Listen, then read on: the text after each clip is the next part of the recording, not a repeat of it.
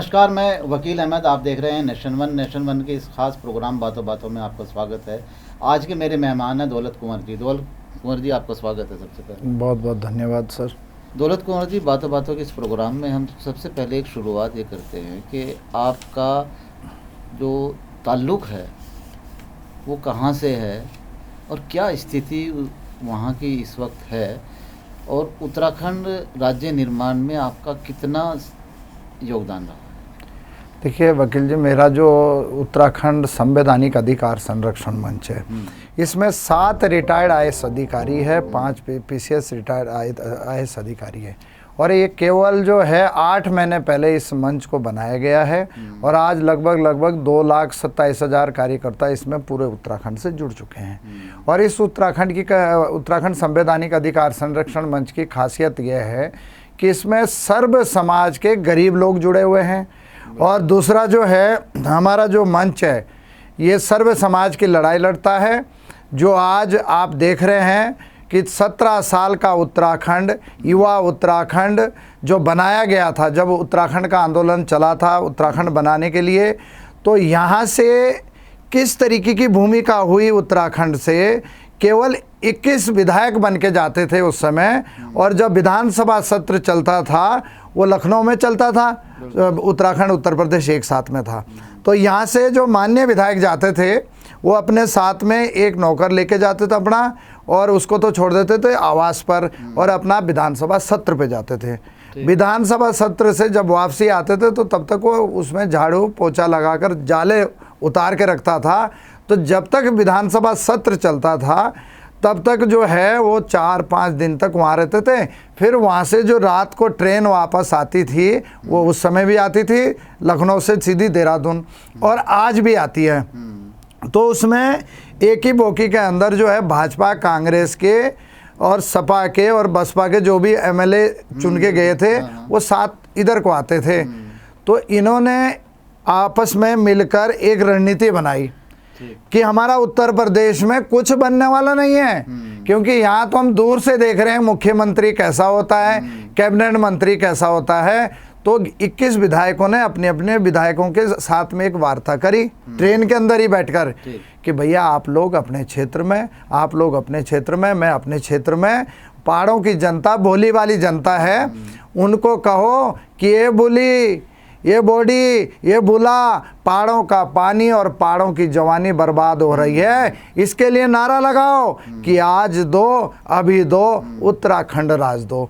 मैं उस समय पढ़ता था विकास नगर में, और जब वो आंदोलन हुआ तो किसी को ये पूछने की ज़रूरत नहीं थी कि तुम उस आंदोलन में चल रहे हो या कि नहीं। लोग अपने घर से अपनी रोटियां बांधकर और सीधे जो है ये नारे लगे उत्तराखंड में, तमाम उत्तराखंड में, कि सूखी रोटी खाएंगे और उत्तराखंड बनाएंगे। वो याद है, मैं जब तक जिंदा रहूँगा वो उत्तराखंड का आंदोलन जो रामपुर तेराए कांड हुआ है मुजफ्फरनगर के पास में, किस तरीके की हमारी माताएं और बहनों की अस्मतें लूटी गई, कितने लोग शहीद किए गए, और आखिरकार उत्तराखंड का एक गठन हुआ। तो हमने भी ये सोचा कि उत्तराखंड का पानी और उत्तराखंड की जवानी अब सुरक्षित हो चुकी है। तो ना आप मानते हैं आज सुरक्षित है, या उन लोगों ने एक राजनीति के तहत, एक साजिश के तहत ये सब जो है ना एक षड्यंत्र रचा था? वकील जी देखिए, मैं आपका बहुत बहुत धन्यवाद करना चाहूँगा कि आपने मुझे आज अपने स्टूडियो में बुलाया है, मैं आभारी हूँ। लेकिन मैं कहना चाहता हूँ आपके इस चैनल के माध्यम से, उत्तराखंड का पानी और उत्तराखंड की जवानी बारी बारी से 17 सालों से कांग्रेस और भाजपा ने बर्बाद करने की ठानी। इसलिए उत्तराखंड संवैधानिक अधिकार संरक्षण मंच को बनाने की जरूरत पड़ी, क्योंकि भाजपा और कांग्रेस तो केवल मुख्यमंत्रियों को दौड़ में है कि 5 साल में कितने मुख्यमंत्री भाजपा बनाए। तो उसी 5 साल में जब कांग्रेस की सरकार आती है तो वो भी मुख्यमंत्री की दौड़ में है। आज पूरे उत्तराखंड में 13 के 13 जिलों में केवल जो है देहरादून, उधम सिंह नगर और हरिद्वार में पलायन नहीं है, बाकी 8 के 8 जिलों से पलायन हो चुका है।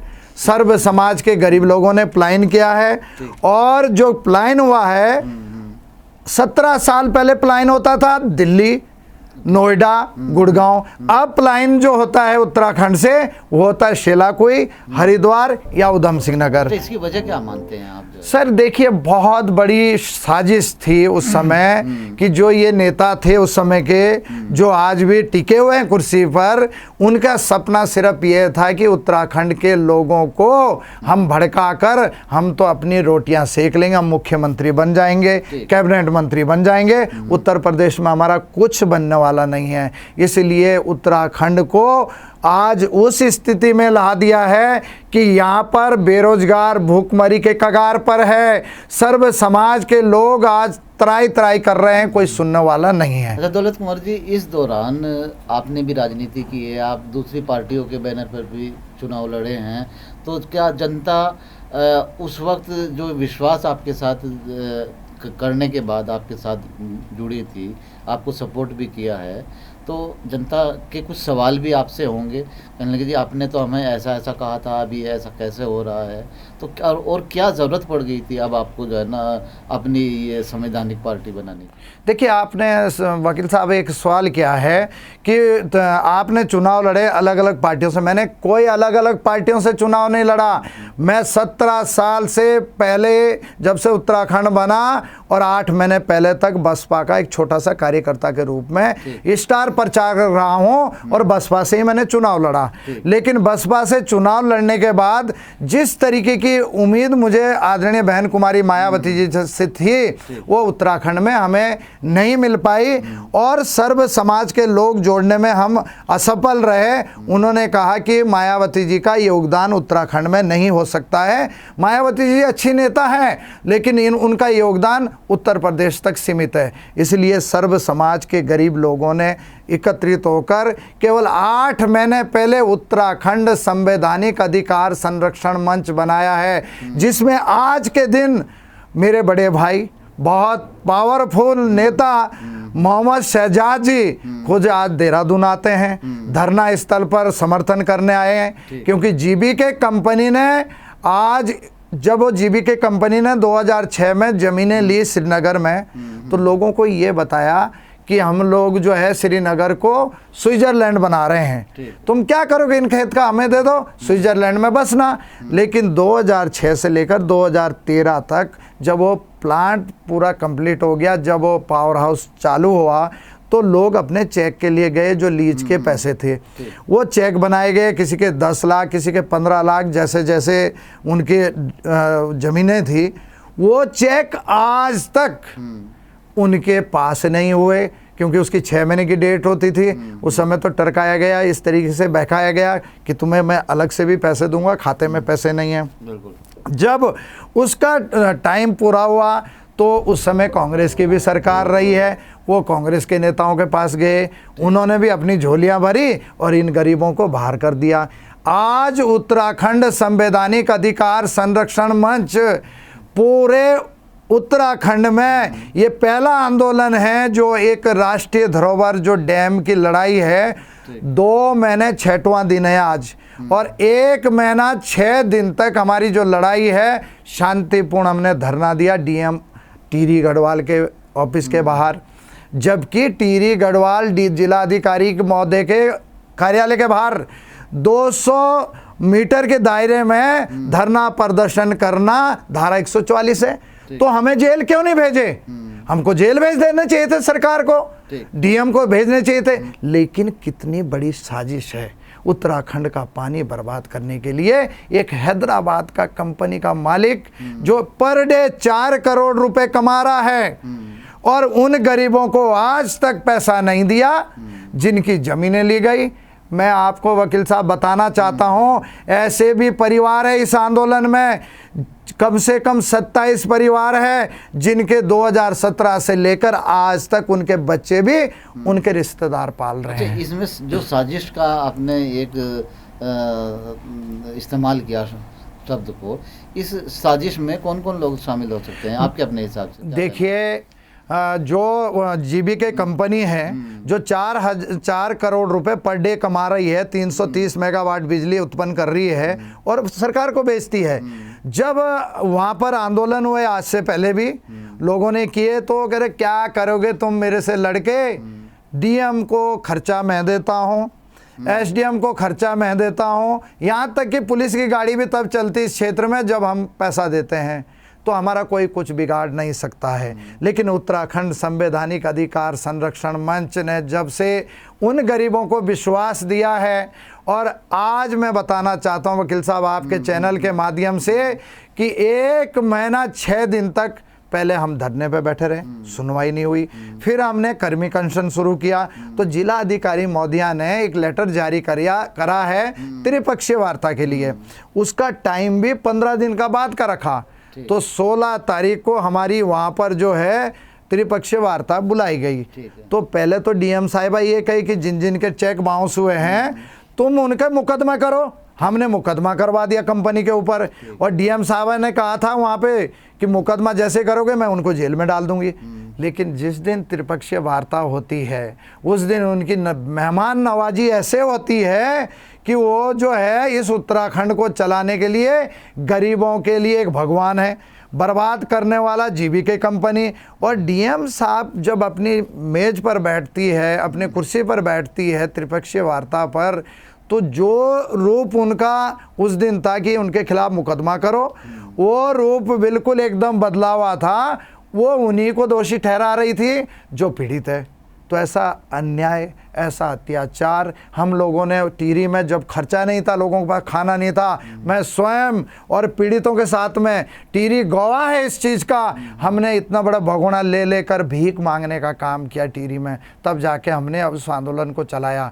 लेकिन लास्ट में जब हमारी कोई सुनवाई नहीं हुई तो मैं स्वयं भूख हड़ताल पर बैठ गया था। तो हमारे साथियों ने कहा कि यहाँ कोई सुनवाई नहीं होगी, निर्णय हुआ कि हम सचिवालय के बाहर भूख हड़ताल पर बैठेंगे। वहाँ से आकर जैसे ही सचिवालय पहुंचे, पुलिस उठाकर हमें धरना स्थल पर लाई। देहरादून का जो धरना स्थल है वो ऐसा है इस बरसात के टाइम कि रात को मच्छर उठा के लेके जाएंगे कहीं बाहर, सुबह छोड़ के जाएंगे। तो ये धरना बिल्कुल चल रहा है। और परसों मैं धन्यवाद देना चाहूँगा आपके चैनल के माध्यम से, सर्व समाज के गरीब लोग, विशेष करके महिला, मूसलाधार बारिश में लगभग 300-350 महिलाएं और इतने ही पुरुष उस आंदोलन में भागीदार हुए और सचिवालय घेराव किया गया।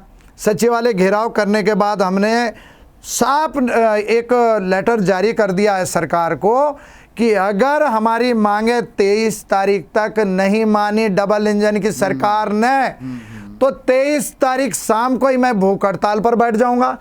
उसके बाद देखना इस डबल इंजन सरकार की हवा निकालने के लिए कौन कौन आएंगे। सबसे पहले उत्तराखंड में बेरोजगार, बैकलॉग वाले सब आएंगे, हमने वो बात रखी है। और फिर जो ठेके गांव-गांव और मोहल्ले में खोले गए, लक्ष्मीपुर में ऐसे जगह एक ठेका खोला गया कि इधर भी जो स्कूल और इधर भी स्कूल, और वहाँ हमारी छोटी छोटी बेटियाँ स्कूल जाती है और शाम को ट्यूशन जाती है, नहीं निकल पा रही। वहाँ 2 महीने से हमारे कार्यकर्ताओं का धरना चल रहा है, वो आज तक सरकार ने नहीं उठाया, वो भी यहाँ पर आ जाएंगे। उसके बाद पूरे उत्तराखंड की लगभग जो है 3-3.5 हजार दाइयाँ हैं।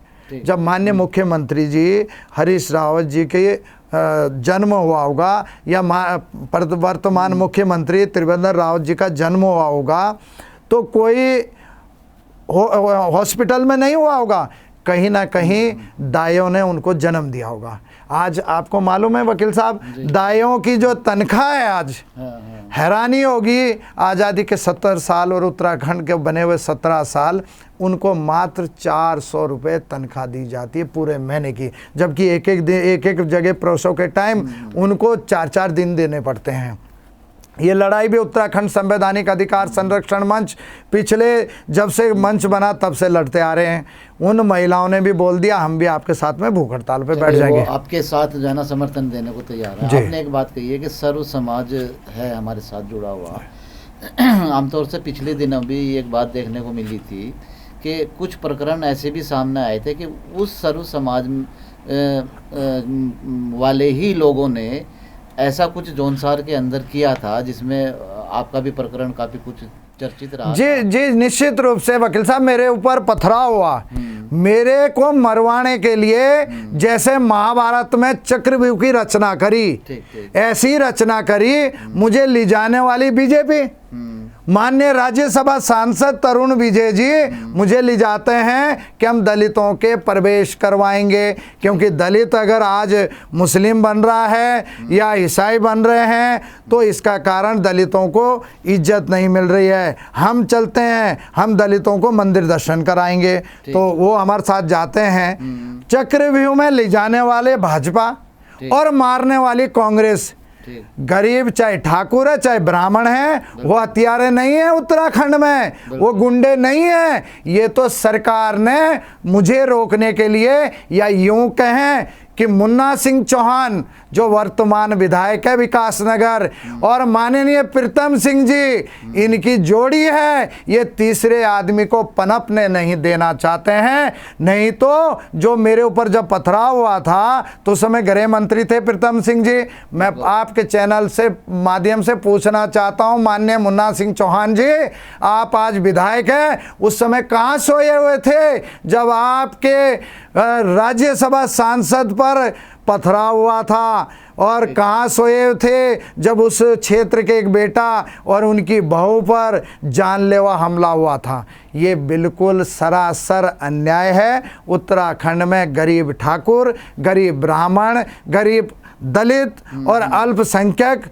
अन्य पिछड़ा जाति के लोग वो तीसरा विकल्प देखना चाहते हैं। तीसरे विकल्प के लिए अब ये तो केवल हमारा सामाजिक संगठन है, बहुत जल्दी हम उत्तराखंड को तीसरा विकल्प देंगे। आज हमारे साथ में हर समाज का पढ़ा लिखा युवा जुड़ चुका है वकील साहब, और मुझे बहुत उम्मीद है। दौलत कुमारी, तीसरे विकल्प की आपने बात कही है, तो मैं ये जानना चाह रहा था आपसे जो है ना कि ये जो हालात हुए हैं, तो आप ने जो पार्टी बनाई, जैसे कि आपने कहा कि मेरे साथ ऐसा ऐसा हुआ, दलितों के साथ ऐसा हुआ, तो आप मानते हैं कहीं ना कहीं संविधान ने जो अधिकार दिए हैं उनका हनन हुआ है, इसी वजह से आपने ये पार्टी का जो है गठन किया?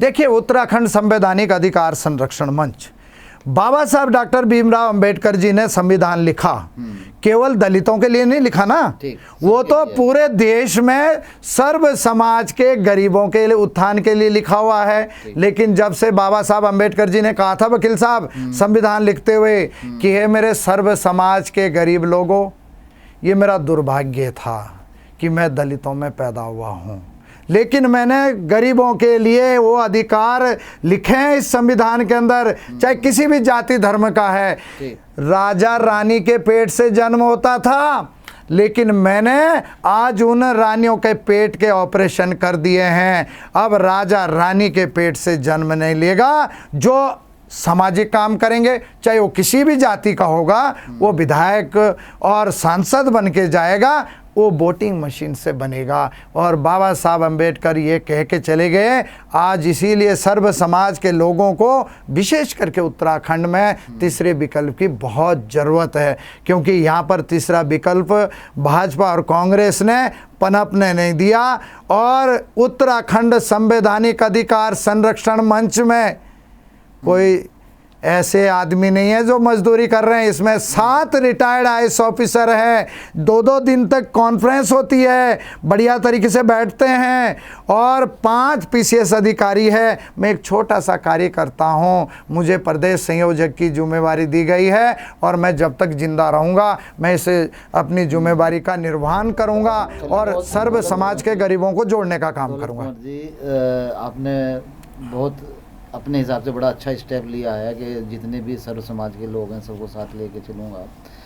तो जिस तरीके से जो है ना आपके सामने 2 राजनीतिक पार्टियां, एक राष्ट्रीय पार्टियां हैं, आप मानते हैं कि बड़ा चुनौती भरा सफ़र है ये, या इसके साथ जो है ना जो क्षेत्रीय पार्टियां हैं उनका भी कहीं आप कुछ सहयोग लेने की कोई बात जो है ना कर रहे हैं, या फिर कुछ जो है ना कर सकते हैं आगे, क्योंकि 2019 भी सामने है? देखिए, जहाँ तक क्षेत्र पार्टियों की मैं कहना चाहता हूं आपके चैनल के माध्यम से, ये धरना 1 महीने के लगभग हो गया, कोई आ नहीं रहे। गरीबों की लड़ाई के लिए तो छोड़िए, वहां धरने के स्थल पर 5 मिनट के लिए ना तो बसपा रही ना सपा रही है। UKD आई परसों, महिलाओं के लेकर बड़ी हंसी आती है, अपने आप को तीसरा विकल्प बोलने वाली। अरे शर्म करो यूकेडी के नेताओं, तुम जो है एक धरने को हाईजैक करने आए थे और किस तरीके से भागे। महिलाओं ने उत्तराखंड संवैधानिक अधिकार संरक्षण मंच की वो जांबाज महिलाओं ने आपको कैसे भगाया वहां से, वो आपको शर्म आनी चाहिए। आप लोग ये संगठन बंद कर दो, चुपचाप उत्तराखंड संवैधानिक अधिकार संरक्षण मंच के सदस्य बन जाओ। चलिए दौलत कुमार जी, एक आखिरी सवाल आपसे ये है, इस वक्त जो शहर के अंदर अतिक्रमण की प्रक्रिया चल रही है, हाई कोर्ट के दिशा निर्देश के मुताबिक कि जो पैदल चलने वालों के लिए फुटपाथ बने थे वो फुटपाथों को इंक्रोचमेंट कर लिया गया है। हर जगह कब्जे की शिकायत के चलते प्रशासन ने भी अब जो है ना खुला डंडा चलाया है। तो उसको किस नज़रिए से आप देखते हैं कि वाकई जो प्रक्रिया चल रही है वो बिल्कुल ठीक है? हालांकि कुछ जो है ना सरकार में बैठे हुए कुछ विधायक भी इस चीज़ का विरोध कर रहे हैं कि नुकसान नहीं होना चाहिए। उधर कांग्रेस पार्टी के भी लोग ये कह रहे हैं कि नुकसान नहीं होना चाहिए। तो एक तरफ आप नुकसान गिना रहे हैं, दूसरी तरफ न्यायालय जो सर्वोपरि होता है, आपकी पार्टी का क्या नज़रिया है? देखिए, उत्तराखंड संवैधानिक अधिकार संरक्षण मंच, मैं आज अगर जिंदा हूँ, आपके बीच में हूँ, तो मैं धन्यवाद करना चाहूँगा माननीय उच्च न्यायालय नैनीताल का, क्योंकि अगर वहाँ मेरी पिटीशन ना डलती तो मेरी सुरक्षा के लिए आज सुरक्षा गार्ड ना मिले होते। और जिस तरीके से जो आदेश दिया है माननीय न्यायालय ने कि जो अतिक्रमण है उसको हटाया जाए, मैं स्वागत योग्य मानता हूँ। बीजेपी के लोग कह रहे हैं कि ये गलत है, ये नहीं होना चाहिए क्योंकि उनको वोट चाहिए। मैं कहता हूँ कि देहरादून को इतना सुंदर होना चाहिए, अगर वो ज़मीन में भी अतिक्रमण वाला हो तो मेरे गर्दन पे भी जेसीबी लगा दो, क्योंकि जब तक गलत काम करने वालों को सज़ा नहीं मिलेगी तब तक उत्तराखंड में कुछ होने वाला नहीं है। लेकिन बीजेपी को दुर्भाग्य, बीजेपी सरकार में है, डबल इंजन लगा हुआ, बल्कि 3-3 इंजन लगा और धुआं छोड़ रही है। आज तक स्टार्ट ही नहीं हुआ इनका इंजन ये। अरे मैं तो आपके चैनल के माध्यम से कहना चाहता हूँ, मैं तो जहाँ भी डिबेट में जाता हूँ कहता हूँ, मेरा 2 शब्द रहते हैं केवल बीजेपी के बारे में। माननीय प्रधानमंत्री जी, आज नरेंद्र मोदी जी हैं, वो पूरे देश के प्रधानमंत्री हैं, मेरे भी प्रधानमंत्री है, लेकिन मैं उनके बारे में कहना चाहता हूँ आज आपके चैनल के माध्यम से, अगर नरेंद्र मोदी जी के वादे सच्चे होते तो यशोदा बहन के भी आज बच्चे होते। इसलिए इनके कोई वादे सच्चे नहीं हैं वकील साहब। इसलिए झूठ पे झूठ। कहाँ गए हो 15 लाख रुपए, कहाँ गई हो स्मार्ट सिटी, कहाँ गई हो बुलेट ट्रेन? अरे भैया भटकाओ मत लोगों को, चुनाव में आ जाओ, ये मशीनें खराब करके चुनाव जीतना बंद कर दो, ब्लेड पेपर से चुनाव करो, पता चल जाएगा आपको उत्तराखंड में किस तरीके का तुम्हारा पानी और जवानी बर्बाद करी, तुम्हारी जमानत जब्त होगी। अभी जो विधायक आप गिनवा रहे उत्तराखंड में, ये विधायक कोई संघर्षों के विधायक नहीं है वकील साहब, इनके बीजेपी के, ये वोटिंग मशीन के विधायक है। इनको क्या पता संघर्ष क्या होता है? वोटिंग मशीन पहले ही सेट करके भेजी गई है कि हमें फलाने फलाने को हराना है। और देखिए, माननीय पूर्व गृह मंत्री प्रीतम सिंह जी को जिता दिया। उनको क्यों जिताया? उनको इसलिए जिताया गया उस वोटिंग मशीन से क्योंकि वो विधानसभा में हंसते रहते हैं। आज तक उन्होंने। चलिए दौलत कुमार जी, आपने जो है ना देश के जो हमारे अपने प्रधानमंत्री हैं उनके बारे में तो 2 शब्द कह दिए हैं। अब यहाँ के जो मुख्यमंत्री हैं और उत्तरा बहुगुणा का भी प्रकरण हुआ है, हालांकि ये आपको भी पता है कि महिलाओं का कितना योगदान इस प्रदेश के निर्माण में हुआ है और क्या महिलाओं की आज स्थिति है, तो उसमें भी 2 शब्द आप जो है ना कह दीजिएगा। देखिए, माननीय मुख्यमंत्री जी त्रिवेंद्र रावत जी हमारे मुख्यमंत्री जी हैं, लेकिन जब मैं उत्तरा बहुगुणा जी के साथ में जो घटना देख रहा हूँ, मुझे लगता है कि ये आदमी तो प्रधान बनने लायक नहीं है। मुख्यमंत्री कैसे बना दिया? जब आप दरबार लगाते हो उस समय एक पीड़ित आपके दरबार में आती है और गिड़गिड़ाती है कि मैं विधवा हूँ, मेरे जवान बच्चे हैं देहरादून में, मुझे वहाँ से यहाँ पर ट्रांसफ़र करवा दीजिए, तो मुख्यमंत्री जी कैसे कहते हैं कि चलो चुप रहिए, आपको सस्पेंड किया जाता है। जबकि माननीय मुख्यमंत्री जी से मैं पूछना चाहता हूँ, कॉन्स्टिट्यूशन पढ़िए, संविधान के अंदर क्या बोलना है आपने, आपका अधिकार है क्या उनको सस्पेंड करने का? फिर आपने एक लाइन और पार कर दी, आपने कह दिया कि आप चुप रहती हो, नहीं नहीं, तो उन्होंने पीड़ा थी इस महिला की, तो थोड़ा सा पीड़ा से बोलने लगी, तो माननीय मुख्यमंत्री जी अपने दरबार में कहते चलो भाई इसको गिरफ्तार करो, पुलिस को बोले गिरफ्तार करो। ये दोनों ही जी के जंजाल पूर्व वर्तमान मुख्यमंत्री मेरे मुंह से निकल गया, ये 4 या 5 दिन में पूर्व मुख्यमंत्री होने वाले हैं। जहां तक फील्डिंग लगा दी भाजपा ने, इनका बोरी बिस्तर बंधने वाला है त्रिवेंद्र राव जी आपका, क्योंकि पहले बाबा साहब अम्बेडकर जी ने कहा था जब संविधान लिखा, शिक्षित बनो, संगठित रहो और संघर्ष करो। भाजपा वाले केवल अभी वोटिंग मशीन के विधायक हैं। आप एक बार मुख्यमंत्री बदलने दीजिए वकील साहब यहाँ पर, उसके बाद देखिए ये जो इनके विधायक हैं ये छोड़ कर उत्तराखंड संवैधानिक अधिकार संरक्षण मंच की शरण में आएंगे। ये मैं आपके चैनल के माध्यम से बोलना चाह रहा हूँ।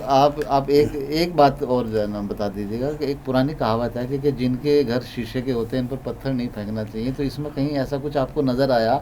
बाद में कुछ जांचें भी हुई हैं, कुछ लोगों ने खुलासे भी किए हैं। उत्तरा बहुगुणा जी ने मेरे से बात करी और मैंने कहा मुख्यमंत्री जी की शव यात्रा निकालते हैं, बहन जी चलो। अपनी जो पत्नी है उनकी शेवला कला में 22 साल से हैं, और इनको तो वो कहावत हो गई, अगर उत्तरा बहुगुणा जी को पहले पता होता ना इस बात का कि इनकी पत्नी यहाँ पे है, तो मुख्यमंत्री जी जवाब नहीं दे पाते उस दिन। लेकिन मैं बताना चाहूँगा, जिनके घर अपने शीशे के हैं वो दूसरों के पत्थर नहीं फेंका करते, और अगर फेंकते हैं तो वो हाल होता है। 4 दिन पहले बुलाया था आपको दिल्ली माननीय मुख्यमंत्री जी, उस दिन आपने क्या शर्त रखी होगी कि मैंने लोगों के काम ले रखे हैं, मुझे वो काम निपटाने दो, नहीं तो वो मेरे घर पे बैठेंगे। अब आपको दोबारा परसों बुला रखा है, उस दिन आपकी सिपर झंडी होने वाली है। और उत्तराखंड में ये मुख्यमंत्रियों की जो दौड़ है वकील साहब, ये बिल्कुल अब बंद हो जाएगी, या ये उत्तराखंड में लोग घर घर से निकलकर इन नेताओं को ऐसा मारेंगे जैसे अभी राजपुर में क्या हुआ। और यही मुख्यमंत्री जी जब बस घटना हुई जहां पर 45 लोग मारे गए, माननीय मुख्यमंत्री जी को एक महिला कह रही है कि जाते हो कि नहीं जाते हो, मारूं पत्थर। एक मुख्यमंत्री जी को इस तरीके से शब्द यहाँ की महिलाएं बोल रही है, तो ये उत्तराखंड में क्रांति हो चुकी है। उत्तराखंड में आक्रोश, बहुत जबरदस्त आक्रोश है। और जो जीबीके कंपनी के खिलाफ श्रीनगर के अंदर जो आंदोलन है, ये पूरा उत्तराखंड देख रहा है, पूरे उत्तराखंड की नजर है दौलत कुंवर और उत्तराखंड संवैधानिक अधिकार के ऊपर। इसमें अगर मेरे प्राण भी चले जाए, ये लड़ाई मैं जीतवा के छोड़ूंगा। आपके चैनल के माध्यम से कहना चाहता हूं, अगर 23 तारीख को ऊर्जा सचिव ने त्रिपक्षीय वार्ता बुलाई है, अगर 23 तारीख को त्रिपक्षीय वार्ता केवल हम वहाँ बिस्कुट खाने और चाय पीने के लिए गरीबों को ले जाता, मैं लेके गए थे पहले भी विनोद कंडारी जी, वहाँ पर मुख्यमंत्री हाउस में कॉन्फ्रेंस रूम में बिठाए, चिप्स रखे प्लेट में, कॉफ़ी लाई और सब गरीबों को बिठाया। गरीब देखे इधर उधर कि ऐसा होता है मुख्यमंत्री कॉन्फ्रेंस हाउस। लेकिन जब मुद्दे की बात आई तो उन्होंने कहा नहीं नहीं मैं कर रहा हूँ कार्रवाई। तो मैं उस मीटिंग को छोड़कर जैसे ही गेट के बाहर आया, मैंने कहा ये मजाक उड़ाया जा रहा है गरीबों का। आप मुझे विधायक जी ये बताइए कि केवल आपने चाय पिलाने के लिए बुलाए या बिस्कुट खिलाने के लिए बुलाए, चिप्स खिलाने के लिए बुलाए? ये गरीब आपके चिप्स खाने के लिए नहीं बैठे। अगर इनको बैठना तो बैठ जाएंगे आपके साथ, लेकिन मैं नहीं बैठ सकता, मेरा बीपी हाई हो चुका है। जैसे ही मैं वकील साहब गेट के बाहर पहुंचता हूं, सचिवालय के जो माननीय मुख्यमंत्री जी का सभागार है, वैसे ही सारे गरीब उठ के बाहर आ जाते हैं। मैंने पूछा उनको गेट पे कि अरे आप क्या क्यों आ रहे हैं, आप सुनिए आपके क्षेत्र के विधायक है, मैं तो कोई भी नहीं हूँ। तो उन्होंने पता क्या जवाब दिया कि दौलत भाई हमें आप पे विश्वास है, आप संवैधानिक संरक्षण मंच चला रहे हैं, हम आपके नेतृत्व में काम करेंगे। ये विधायक तो झूठा है, ये विधायक तो हैदराबाद होके आ गया घूम के, वहाँ से नोट मिल गए हैं, उसको कंपनी को बोल दिया होगा धरना मैं तुड़वा दूंगा। ये गरीब बोल रहे मेरे को बाहर, और इसलिए चाय पिला रहे थे हमको। तो वकील साहब माना जाए कि आप लगातार गरीबों के हितों के लिए जो संघर्ष लगातार आपका जारी रहेगा। तो आपका बहुत बहुत शुक्रिया बातों बातों के इस प्रोग्राम में, बहुत बहुत शुक्रिया, बहुत बहुत धन्यवाद। ये थे दौलत कुंवर जी, जिनका साफ तौर से कहना है कि गरीबों के हितों के लिए जो लड़ाई लगातार अब तक लड़ते आ रहे हैं, इन्होंने साफ तौर से इस बात की चुनौती भी दी है कि अब मेरी जान भी चली जाएगी लेकिन मैं इनके लिए संघर्ष लगातार करता रहूँगा। नेशन वन में आज मेरे साथ इतना ही, मुझे दीजिए इजाज़त। देखते रहिए नेशन वन। नमस्कार।